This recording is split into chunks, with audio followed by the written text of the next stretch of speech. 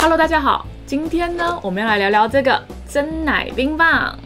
那么这个珍奶冰棒呢，前阵子真的是非常的火红，从台湾一路红到美国来。美国刚可以买到的时候，我很多朋友都非常的兴奋哦。那很多人吃了之后都说，到底为什么这个里面的珍珠可以冷冻过后还这么 Q 呢？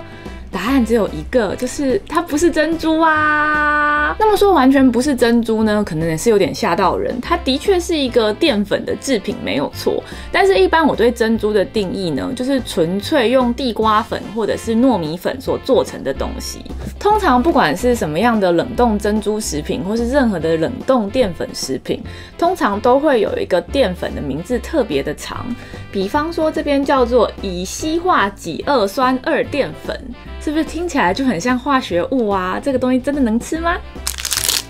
那我们现在先稍微吃吃看这个。其实坦白说，我个人是第一次吃了。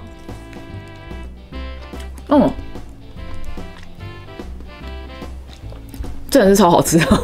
它里面的黑糖啊，香味真的是很刚好，整个不会太甜。然后里面的珍珠呢，又 Q 又软，完全没有受到冷藏或冷冻的影响。真的是蛮好吃的。好，那我们回归正题，到底为什么珍珠会变硬？其实珍珠会变硬呢，跟饭团放冰箱里会变硬，还有面包放久了会变干硬，这些其实都是一样的道理，就叫淀粉的老化现象。这边我找了一篇 paper， 帮助大家更容易理解，感谢这篇 paper。首先，这篇 paper 提供了一个 SEM 照片 ，SEM 原则上就理解成解析度超级高的显微镜啦。所以这个显微镜的照片呢，显现出了淀粉的分子给我们看。那么淀粉呢，通常有分成直链淀粉跟支链淀粉，但我们这边主要看直链的淀粉，就是上面这张图。那么这个是糯米淀粉的颗粒，通常是像这样小小的。可是如果淀粉老化了之后，它就会聚集成一大块，像是右边这个图案一样，整个变成一个大块的淀粉。所以它可以想象说，它变得比较大块了，它就比较硬。比较硬就比较难咬下去，这个就叫做淀粉的老化。好，那么到底为什么淀粉会老化呢？一样的，我们这边着重在直链淀粉，这边是一个直链淀粉的分子式。我知道这个看起来非常的复杂，但是我们没有要注意那么多，我们只想要注意一个东西，就是上面呢有非常多的氧原子跟氢原子。如果上面有非常多的氧原子跟氢原子的时候呢，两个分子之间，它的氧跟它的氢可能就会互相吸引，这个状况我们叫做氢键。所以简而言之呢，当两个分子上面有非常多氧跟氢的时候，它们两个很容易之间会有一个强作用力。特别是直链的淀粉，因为它长得像这样直直的，它们两个之间就会互相吸引，像结合成一个木筏一样，所以就会变成一整块变硬。这个就是淀粉的老化现象。那我们这边用图解来帮助大家更容易了解这个。一般而言，淀粉一开始在食物的形态里面其实是像这样的，通常它是一个淀粉颗粒，里面有很多分散的直链淀粉分子，当然还有支链啦，但我们今天真的就强调直链就好，比较容易理解。如果这个淀粉颗粒呢，它放在水里面烹煮，比方说像我们煮米饭的时候，这个淀粉颗粒呢就会吸水而胀大。那么如果这个过程继续，就是我们继续煮米饭的话呢，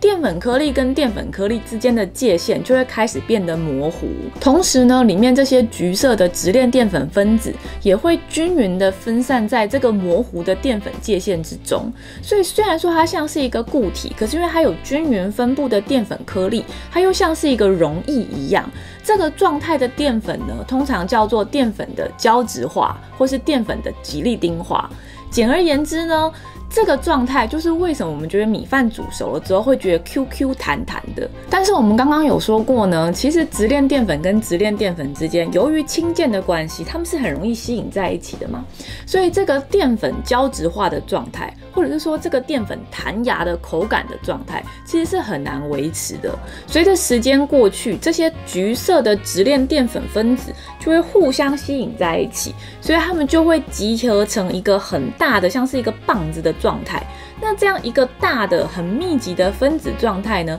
口感就会变得很硬。同时由于它们互相收缩在一起，它们就会把水给挤出去，这就称为淀粉的老化。这就是为什么你会觉得米饭啊、面包啊放久了就开始变干硬了，为什么珍珠放在冰箱里面就会开始变得不 Q 了。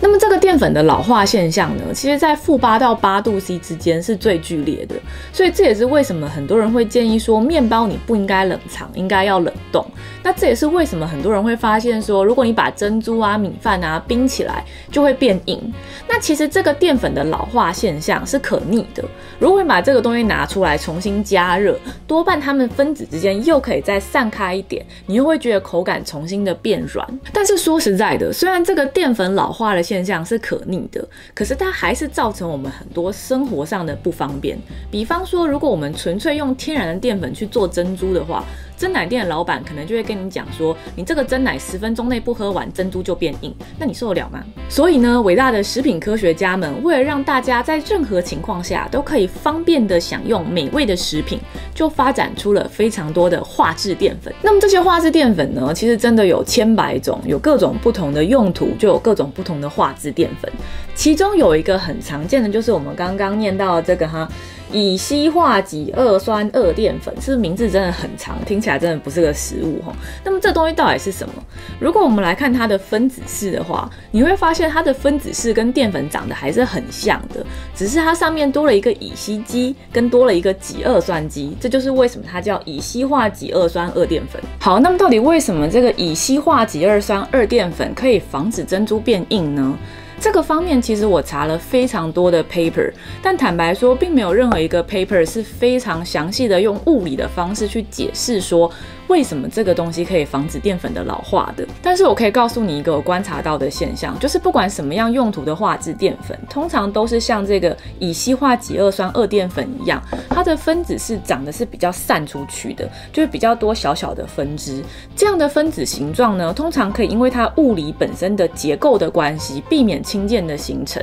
也就是说呢，它长得比较散出去嘛，它就很难像我们刚刚讲的直链淀粉一样互相结合在一起，因为它本身就长得一团团的。多半的化制淀粉的分子式都是长这样的。其实通常他们在做这些化制淀粉的测试的时候，是先制作出这个新型的化制淀粉，然后拿去做各种不同的物理测试，比方说它在不同的温度下啊、不同的酸碱度下啊，会不会有性质上的变化，然后做出一个结论说，哦，其实 A 这种化制淀粉适合做成这种食品添加物，然后这个适合做成那个，所以其实一切是一个 trial and error 的结果。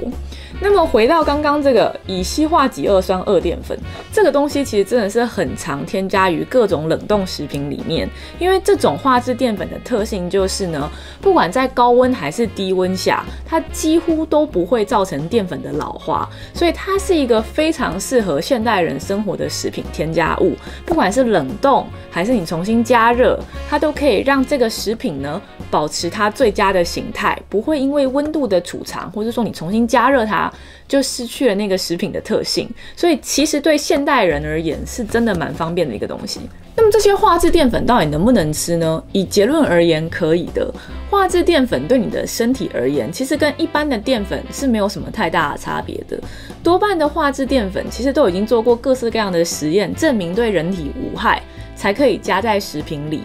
但是呢，这也不代表它100%安全。为什么呢？因为呢，虽然化制淀粉这个产品本身证明是安全的，但是我并不知道这个市面上的厂商通常是怎么去制造这个化制淀粉。所以会不会真的有不肖厂商用了有容易残留化学品的方式去制造化制淀粉呢？坦白说，我觉得是很难讲啦。所以化制淀粉这些东西到底能不能安全的吃呢？其实坦白说，我觉得蛮见仁见智的。那我身为一个常做化学实验的人，可以告诉你，这个世界上到处都充满了致癌物。所以我个人是觉得一点都不差这个化制淀粉。我生活中吃喝玩乐各种东西都充满了致癌物，相较之下，我觉得这个化制淀粉非常安全。但是呢，如果你真的就是一个只吃有机食品，生活中任何东西都要使用最天然的方法才觉得自己安全的话，那这些化制淀粉你还是不要吃吧，因为我真的没有办法保证它是100%安全的。好，那我们今天就到这边，我希望这个影片有帮助到你，喜欢的话麻烦订阅我的频道，我们下次再见，拜拜。